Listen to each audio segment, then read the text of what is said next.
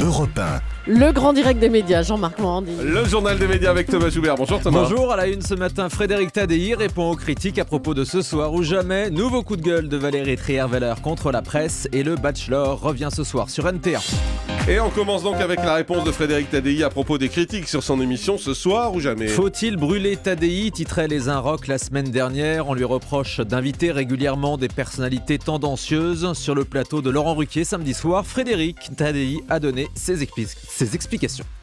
J'ai l'impression que ce qui s'est durci, c'est évidemment le fait d'être passé le vendredi soir sur France 2. C'est-à-dire que pendant des années, Ce soir ou jamais était l'émission emblématique du service public, tout le monde en disait du bien, c'était formidable. Toutes les émissions que vous me reprochez là ont eu lieu à ce moment-là et personne ne me les a reprochées. Aujourd'hui, on en est à 650 émissions, il n'y a jamais eu un problème, jamais eu un procès, jamais eu quelque chose qui se soit dit dans cette émission qui soit répréhensible, jamais rien qui m'est obligé de dire à quelqu'un quittez ce plateau, ce que vous dites est intolérable, ça ne s'est jamais produit.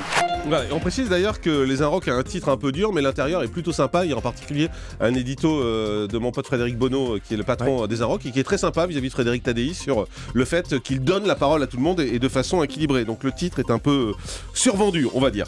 Le patron de D8 propose une émission réunissant les candidats de la Nouvelle Star et The Voice. Proposition assez saugrenue faite dans les colonnes du Parisien samedi. Ara Aprikian voudrait organiser une émission exceptionnelle diffusée sur D8 ou sur une chaîne du groupe TF1 dans laquelle les candidats de Nouvelle Star seraient opposés aux candidats de The Voice avec des duos, des solos, un vote du public.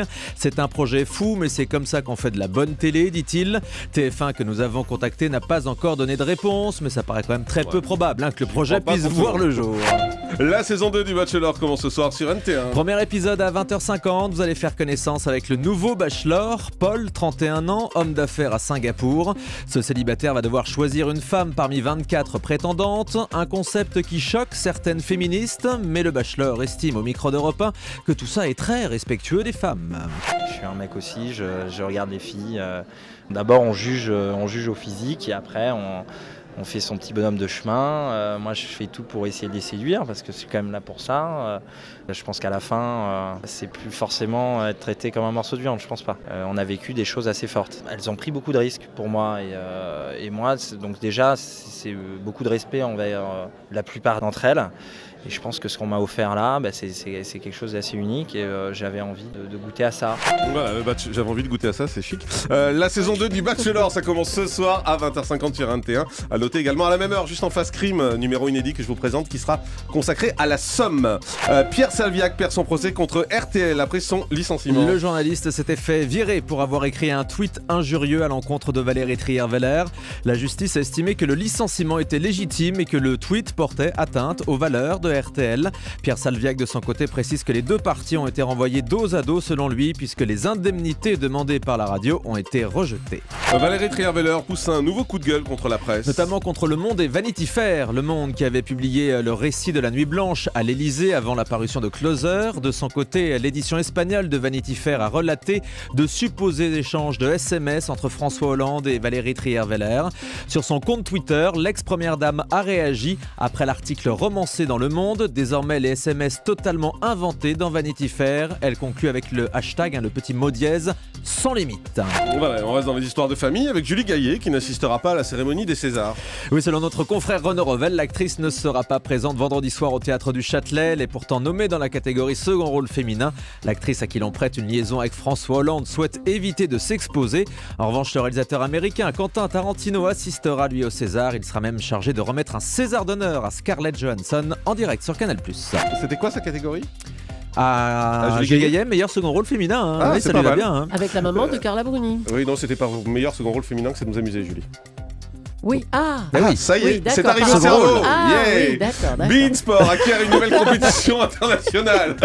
La chaîne de sport diffusera les mondiaux masculins et féminins de handball en 2015 et en 2017. Jusqu'à présent, c'est Canal+ qui diffusait ces compétitions. Les mondiaux 2015 et 2017 qui auront lieu au Qatar et en France. Philippe Risoli porte plainte pour usurpation d'identité. L'animateur entame une procédure judiciaire pour faire fermer les comptes Twitter et Facebook qui portent son nom alors que ce n'est pas lui qui se cache cache derrière. Philippe Risoli estime que les messages postés sur ses comptes font du tort à son image. Il parle même d'insanité. Le faux Philippe Risoli a réagi. Il reconnaît avoir utilisé le nom et l'image de l'animateur à titre purement humoristique. Selon cette personne, il n'y a aucun doute sur la nature parodique de ces messages. La justice devra donc trancher. Et le vôtre, Julie, vous l'avez pas fait fermer Oui, votre pareil, faux il y en a compte un. Vous avez des comptes Ah bah, faut que parodiques Moi, également. je vais porter plainte aussi. Très Comment bien. il faut faire Bah, appelez plainte. Philippe Risoli. Oui, mais c'est comment ça. je Vous fais donnez des là? J'appelle renseignements. qui? Philippe Risoli, on va Non, vous donner mais son je vais appeler numéro. Roland Pérez. Je Voilà. vais Par voir exemple. ça avec Roland. ça. C'est bien.